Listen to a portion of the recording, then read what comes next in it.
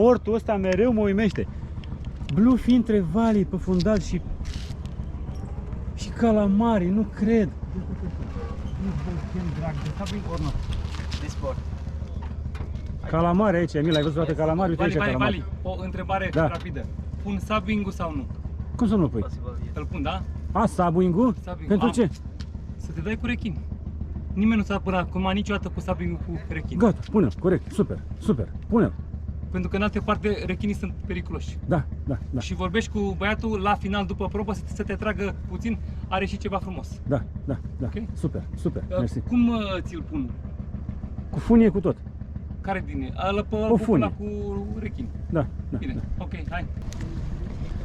Da, o surpriză. Poate reușesc să mă dau cu subbing-ul cu rechinii. Vedem.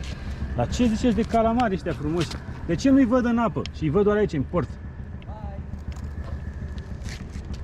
Pește acolo. Superb. Îmi place portul ăsta. Deci portul ăsta are o adâncime așa la vreo 4-5 metri. Și mereu văd ceva deosebit aici.